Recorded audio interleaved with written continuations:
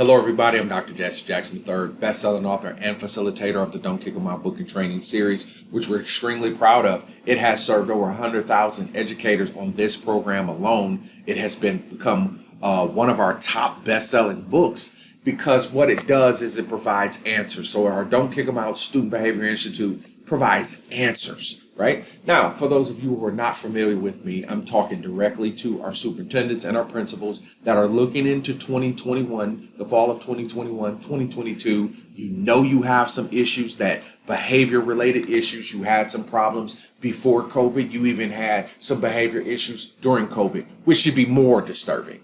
All right. So if you're one of those districts that hey, you knew you had some things going on and you were suspending and kicking kids out in COVID, you know you're having some issues that possibly the model or procedure you have in place is not most effective. One thing that I have established a very definite reputation for is behavior and solving behavior issues for companies, for campuses. And the way we're able to do that is a very fundamental process, right? So I've had the chance to work with over 1,400 schools. My feet have stepped on those campuses. I'm able to see what works and what doesn't work. And I've been doing this for a significant period of time, but it's been quality work. I haven't just been doing it. I've had quality experience because on the one side of the thing, I am the therapist that rehabilitates juvenile offenders. So I understood the process of behavior. I understood what worked, what reinforced, what actually enabled. That has been my distinction in my career. I was always the one, when I worked someplace, I would challenge the model or system that was in place when I first got to juvenile. There was a model and a procedure in place that I know created felons. So here it is. They have us doing some 7-step thing, and it's a model that somebody has researched. And for example, here was one of the pillars that they had in the facility that I went in and later eventually took over. So one of their things was they did not make the kids go to school. Can't make this up. So I'm in a juvenile facility. It's doing $9 million a year. It has 80 kids. It does $9 million a year on 80 kids. It has a school involved in the facility, right? They didn't make the kids do school. So the first thing I changed was, if you want to go home, school is mandatory. That was the first thing I changed. Like, what? You gonna be here a year or two and you telling me you didn't credit recovery? Oh no, that's over. And guess what? Now notice, they have been doing it that way for 9 years.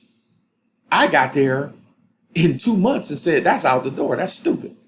And guess what? Every single judge backed me.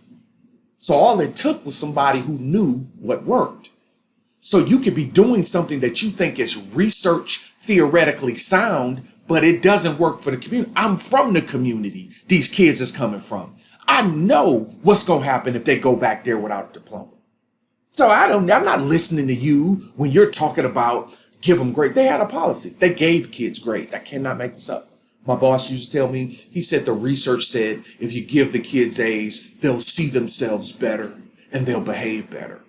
You know who that works for? The adults that work at the facility at the time, not the community they go back to. So my question to you, superintendent, principal, a person that's about to manage the craziest behavior you've ever seen. Is your policies and procedure, is it actually developing a good citizen, a scholarly person, or is it enabling bad conduct? Are we enabling poor behavior? See, that's what you need to think of. See, so what I understood that on the inside, and once I came outside and started working with these schools and seeing what was going on in these schools, they had the same problem my juvenile facility had. Our policy didn't match who was in front of us. We were doing what was good for the employees, things that were easy for the employees to implement, but not correcting mentalities and behavior. We called it on the inside, we called them thinking errors. And guess what? There's image errors and thinking errors. So the schools that have worked with me, right, over the course of my career, those schools get better because our philosophy and approach is we go in and work on the staff. We're not pushing the theory. We help people understand the pillars that the adults that work in that situation have to be able to change the mind and image of this young person. Behavior is about how you see yourself. So you can't come up with some model that you think is kind of plugging holes. Come up with a model that's focused on reward for good behavior. Don't that sound like prison? It's foolish. And guess what? Here's the deal. You were able to do it before COVID. Good luck. Now, you're going to need a real life development program that teaches the adults the values and the understanding of relating, communicating, confronting, the importance of consistency, the importance of structure. These are things that are all human-based. No model you bring is going to work if you don't have consistency and structure. We change the model every other year. We think the model is going to correct the kid. That's just not true. Top challenges this year are very simple as my eyes see it, right? You're talking about student behavior, which is influenced by race, which is influenced by trauma, which is influenced by the condition of the adult. So if these are things we know, why are we trying to go around that and think we can avoid this process? You can't. If you are a trauma zone school, and that is typically a school that's going to be well over 30 to 40% in free and reduced Title I, you have different realities: the middle class reality, the poor reality, liquid, and then the poverty mentality. This is what we're fighting against, the mentality of poverty. Guys, we were misinformed. Poverty can't be, it's not money. How can poverty be money? Poverty is here. Guys, you can see the poverty in how people think, the manipulation, the devalue for education, okay? You can see the poverty in that community by the way that it treats its own property, the way that it actually devalues education, the way that it treats its children, okay? Guys, we have parents that don't have an active number on the school's books for a second grader. You call that home and you get a non-working number with a second grader, and that's the emergency contact. That's here. See, the teacher said, what's going on? Here. You're not gonna understand it because it's a poverty mentality. Poverty's not liquid. They just got a stimulus check. A lot of our kids, black, white, or brown, they got a stimulus check. It's gone. They got their tax returns. It's gone. So we're trying to change mentality. We're trying to change image and thinking errors. That's not going to happen with theory. Theory's not going to take you there because theory can't fix that. Theory can give you what you think you need to be doing. We need to know what we need to be doing. So what's a trauma zone school? It's where all that stuff that goes on at the house, that crap has come to the school. Death of a loved one, abusive culture, right? The fallout in the relationships with the parents, sexual abuse, financial hardship, mental illness, drug use abuse, okay, health problems in that family, educational deficits. Parents didn't do good in school, but now you're asking them to supervise online programs. I mean, that is so goofy. Like, failure was predictable. Ladies and gentlemen, we have to do better because it's too many smart people in education to get these kind of results. You got to come outside of that thought process. You got to learn how to deal with people. You understand? You got to learn how to deal with people-related issues. And you know what? If you don't know, you should call somebody who does. That's why I'm here. Because we cannot lose this year.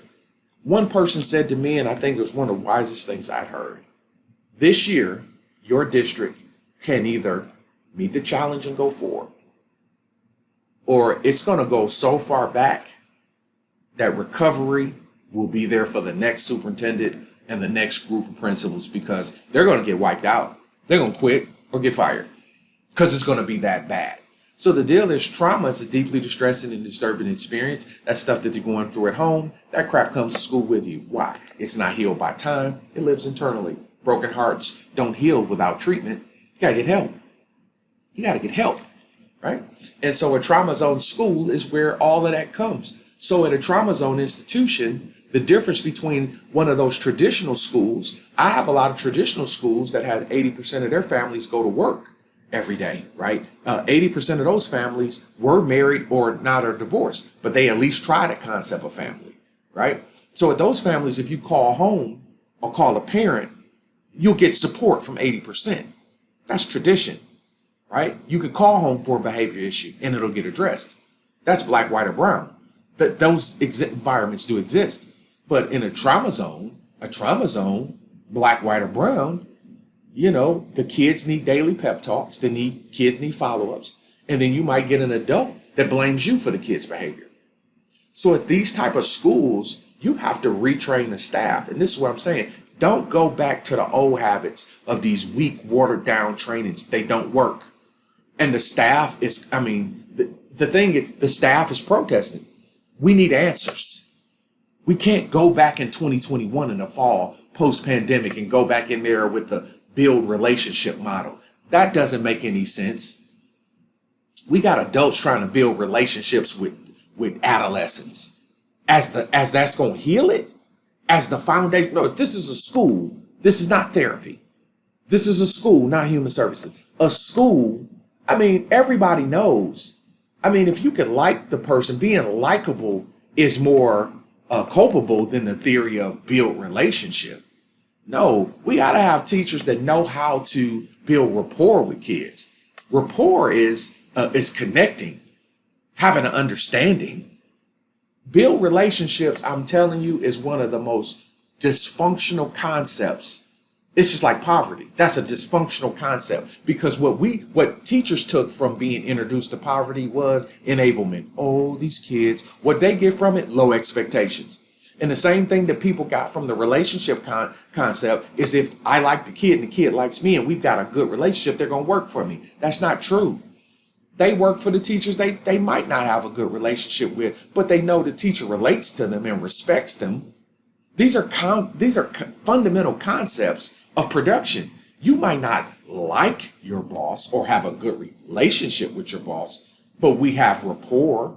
You might be likable, easier to work with. We might not have a relationship, but my interaction with you is healthy and productive. We're skipping too many steps. We're trying to violate steps and wonder why we don't get results. It just doesn't make sense. The teachers got to be trained differently. We call it the at-risk youth specialized program. You've got to train this teacher in real facts and clarity. So the deal is this here. What can we expect when these kids come back? I can tell you right now, this fall, this is why I know you got to get this under control. You're going to see an abundance of willful defiance and abundance of what I call trauma residual. That will show itself in fighting, sexual misconduct, and verbal assaults. Okay, now if you look at my screen here, at my chart, verbal assaults are in the no-fly zone. Sexual misconduct, no-fly zone. Fighting, no-fly zone. Willful defiance is something we can get ahead of, right? So this means that an institution is going to have to come back to the table on behavior. That means the higher-ups, superintendents, central office, principals need to sit down and we need to get an understanding about how we're going to manage behavior. If you're saying we're going to the handbook, guys, the handbook right now is causing more problems for us because what's happening is that people do not honor and respect their own rules. They're making the rules up as they go along. So the purpose of the Don't Kick 'Em Out Student Behavior Institute is to help management first to get the right approach, the right policies, and the right practices. So the solution, so that's the key, right? We need to know which way we're going to approach this. What are the policies that are going to support what we want? And then let's come with the right practice. Right now, the way we do it is we're starting with practice. Literally, people are seeking best practices. This is why literally 30% of all American schools, higher than that, are doing the same behavior model, the reward system, right? They sought practice first. Practice isn't, you don't start with the practice, you start with the approach. The first thing you have to have when you're a faculty is the right approach to the kid. The first thing you needed in COVID when we were going through it last year, that's what I talked to my principals about, my superintendents about. How are you going to approach this? Because there's two mentalities. There's one is obstacle, one is opportunity. The same rain falls on us all. COVID fell on all of us. But why is it that some people seen an obstacle and another district saw an opportunity? Same circumstance. It's here. You don't start with practices. That's what PBIS is. That's what restorative practice is. That's what these other models. That's practice. No, you start with what's my approach. And when I know my approach, then I can find my policy, right? When I find my policy, then our practices can be built and developed. This is the only way it works. When I went to that jail, I needed to know what my approach was. My first approach to the guys, there was a lot of fighting going on when I got there. And I just noticed, being a kid that understands their lifestyle and mentality, I could go in there and use my power and say, we're going to lock you up. I'm going to send you to prison for fighting. I went in there immediately. Some guys was going to prison anyway. And I just went in and said, hey guys, this is supposed to be therapy and treatment. This is a process where people can come to get better. Nobody can get better if we in here fighting and hurting each other. All I'm asking y'all to do, particularly the older guys, give me an opportunity to help the younger guys not go to prison. I'm asking y'all to shut the fighting down for me. We got you, Doc. I could have went and said, I'm the law. Y'all gonna find out. Fight again, I'm locking you up. They was fighting already. They don't care. It's how you approached it. I knew how to approach it. That's why I had 1.5 fights in 5 years. That's how I dropped that fight number. I approached it right. That's how you can drop your suspension numbers. By approaching it right, not by cooking the books and telling your teachers don't write things up.